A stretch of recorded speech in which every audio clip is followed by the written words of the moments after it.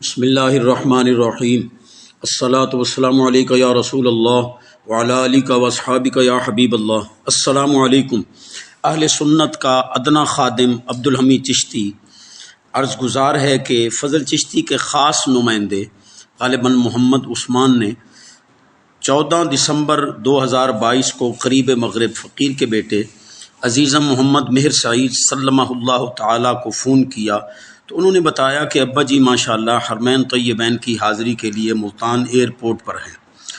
اس کے کچھ دیر بعد ہی سندری مولوی نے شب خون مارنے کی ناکام کوشش کرتے ہوئے 29 اکتوبر کے پیر بارو کریم علیہ رحمت کے عرس مبارک میں دہرائے گئے چیلنج قبول کرنے کا کلپ ریکارڈ کرا دیا۔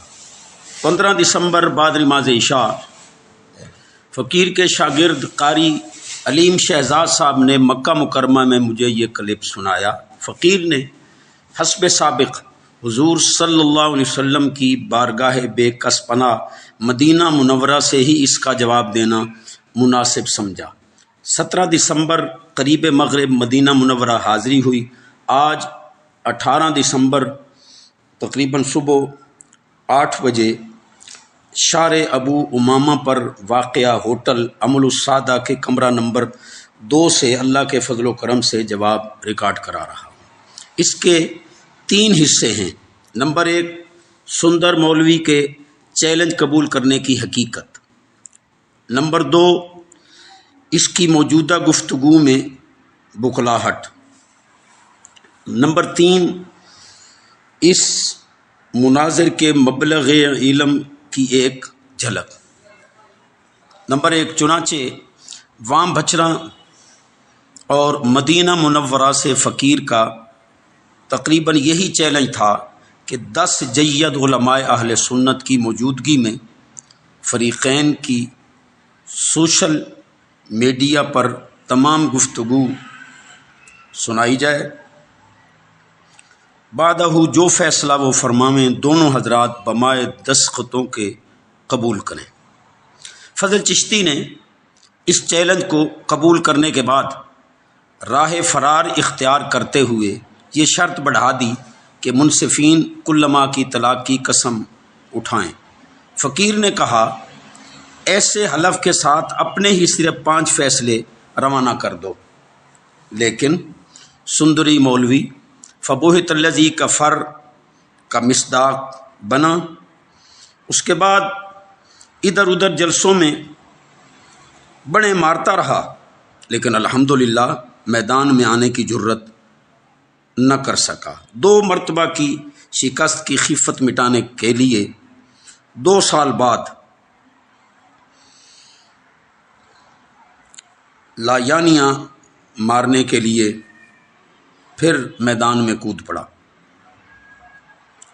اب بھی اگر ہمت اور اصول مناظرہ سے کچھ واقفیت ہے تو اپنے مطلوبہ ہمارے 60 سوالات اور تقریباً 4 اقساط لاجواب کا جواب حسب معمول جیسا کیسا بھی ہو دے۔ اگر دے دیا ہے تو نشاندہی کرے۔ بعدہ ہمارے مدینہ منورہ والے مقبول شما چیلنج کے مطابق مناظرہ کرے۔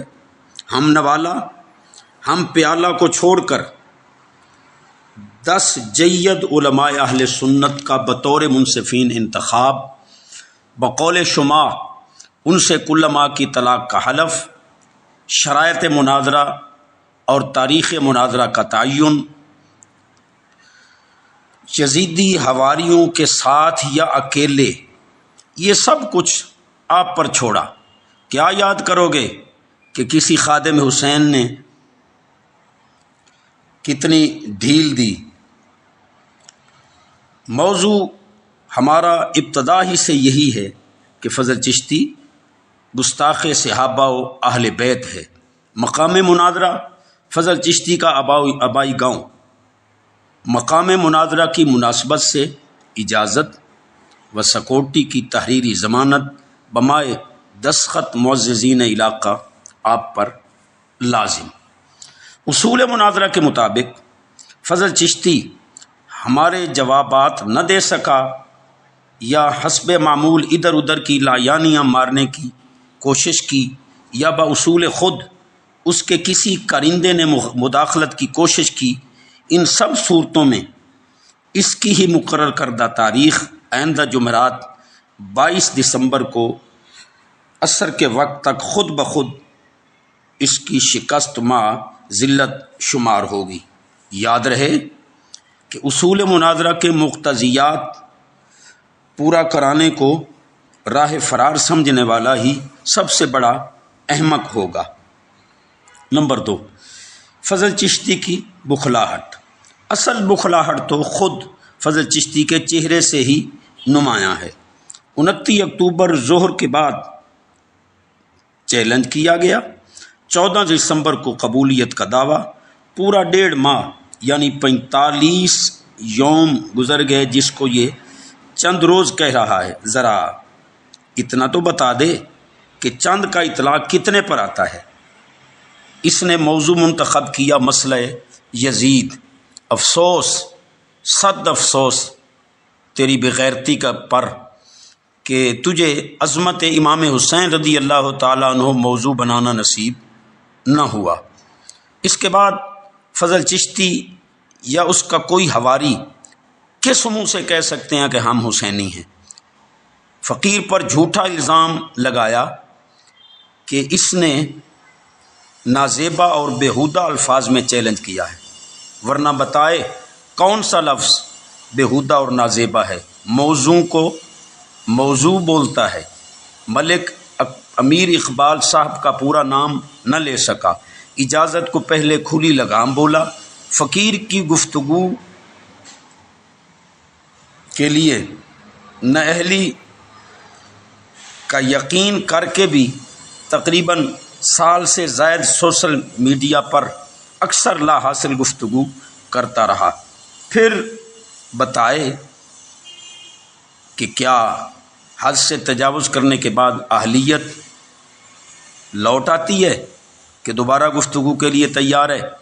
مزید بخلاہٹ کہ اصول مناظرہ کے مطابق اتفاق رائے سے طے کیے جانے والے امور کو اپنے ہی حجرے میں بیٹھ کر خود ہی حتمی شکل دے دی کہ مقام مناظرہ پکھر ہے، عبدالحمید چشتی جیسے کیسے بھی ہو وہاں پہنچے ورنہ اس کی شکست ہوگی، جبکہ فقیر کی واپسی مدینہ منورہ سے انشاءاللہ العزیز 3 جنوری کو ہے اور حضرت 22 دسمبر کو ہی میرے بکھر نہ پہنچنے پر شکست کا پروانہ دے کر مناظر اعظم بن رہے ہیں۔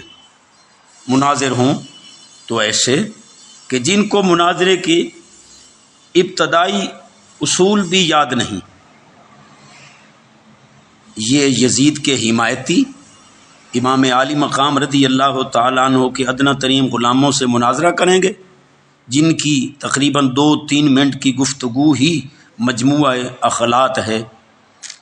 نمبر 3، فضل چشتی کے گستاخانہ مبلغ علم کی صرف ایک جھلک، جو قرآن کے مقابلے میں من گھڑت آیات بناتا ہو، جو حدیث پاک میں اپنے لفظ شامل کر کے تحریف کا مرتکب ہو، جس کو غیر منصرف کی صحیح تعریف ہی نہ آتی ہو، جس کو قدری جبری راویوں کی تمیز ہی نہ ہو، جو روافظ کی گستاخانہ روایات سے استدلال کرتا ہو، جو روایات کو محل نظر لکھ کر بھی ان سے استدلال کرتا ہو، جو بحث مسنات بالتقریر اور شکل عروسی کی وضاحت ہی نہ کر سکے، جس کو چیلنج کیا گیا ہو کہ کل ماہ کی طلاق کی قسم اٹھا کر صرف اتنا کہہ دے کہ مجھے ان کی تعریفیں آتی ہیں، پھر بھی جواب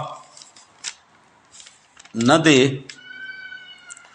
جو حضرت علی کرم اللہ وجہ الکریم کی بیعت کو جبری اور باطلہ لکھے، جو حدیث رسول صلی اللہ علیہ وسلم کا مذاق اڑا کر امام حسن رضی اللہ تعالیٰ عنہ کی صلح کو ڈر یا خوف سے تعبیر کرے، جو خون رسول صلی اللہ علیہ وسلم کے علو للدین قربانی کو باطل اور غلو لکھے، جو یزید کے حق میں تو جھوٹی روایات کو بھی مانے لیکن امام حسین رضی اللہ تعالیٰ عنہ کی شان میں صحیح روایات کا بھی انکار کرے، جو صحابی رسول صلی اللہ علیہ وسلم ورضی اللہ عنہ کو چلاک لومبڑی لکھے، معاذ اللہ ثم معاذ اللہ نقل کفر نباشت، خدا کی شان بے نیازی کہ وہ بھی اپنے آپ کو مناظر سمجھے اور مفتی عرب و عجم اور امام الغیرت کہلائے۔